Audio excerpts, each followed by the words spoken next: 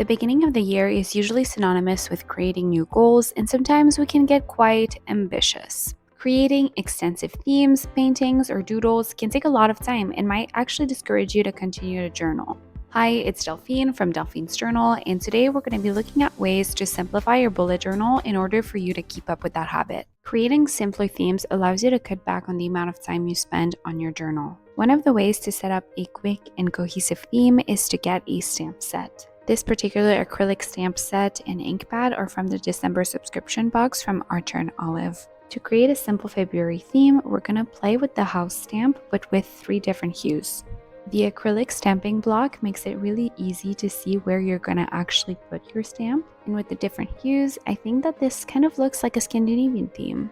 And finally, I'm going to take my calligraph pens from Archer & Olive to write February. As you can see, this was really quick to decorate and you did not need to be a doodle expert. Another way to simplify your journal is to use stickers. If you're in a really big time crunch, you can go the minimalist route and add a sticker or 2 to your cover and be done with it. And a very simple theme is valid. Your bullet journal should work for you and only you. But if you do have a little bit more time, then you can make a little collage using some paper scraps, washi tape, your stickers, and a mini calendar.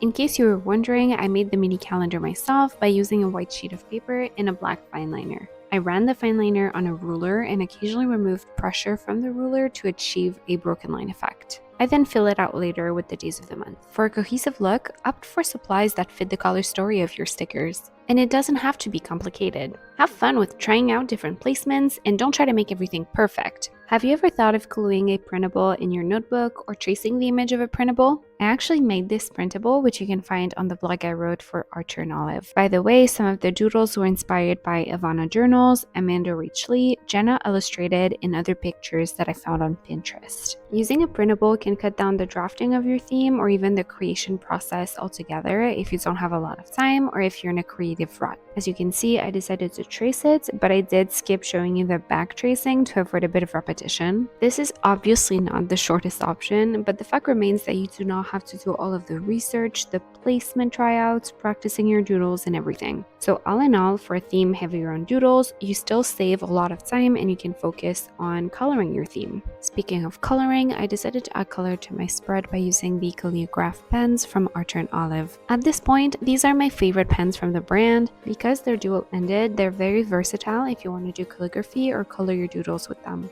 And by the way, this is your reminder that you can actually use my code Delphine10 for an extra 10% off at checkout for your Archer & Olive purchase. Have you ever tried to use a printable as your cover page? Let us know in the comments below. We'd love to know your opinion. Another way to simplify your bullet journal is the use of Waterfall tabs for your weekly spreads. I kind of have to forbid myself from using them every single month to avoid 1, being repetitive, and 2, having a weird thickness issue in my bullet journal. Now, why do I love them so much? They're a great time saver, and in my opinion, they look great. You can either leave them blank or do as I am doing in this video, which is to add decorative washi tape. You truly can personalize those tabs however you want. For example, you could totally make the washi a lot thicker than I'm making it in this video. I also highly suggest cutting the corners of your pages to match with the rest of your journal. As you can see, and the different colored washi illustrates it, each page is 0.5 centimeters further than the other, which is basically one dotted column. This gives it the waterfall effect, and I love how you can see a glimpse of each washi when you open the spread. You can also make them any size you want, but I personally like it when both background pages still show. This means that the background pages can be embellished with stickers, stamps, or washi tape, depending on what you chose to do for your monthly theme, but you only have to draw daily boxes each week instead of having to set up an entire weekly spread with embellishments. For example, these are my December weekly spreads, and making them was super quick because of the waterfall tabs. I only had to draw the boxes and a couple of stickers, and boom, it was done. The final option I wanted to explore was the actual format of your notebook. Using a traveler's notebook, which is smaller than my typical A5, could ensure you spend less time planning and more time enjoying the use of your journal. Or how about a planner? Archer & Olive's planner already includes all of the monthly cover pages, so the only thing left to do is to color them. Actually, 1 month out of 2 is a larger illustration like this one, and the other ones are a quote page with a simple illustration. And I have to admit, it was really nice to just shut my brain, listen to an audiobook, and color. I personally have the dated version of the planner, but it also comes undated if you're interested. The pages are Archer and Olive's signature crisp white 160 GSM paper,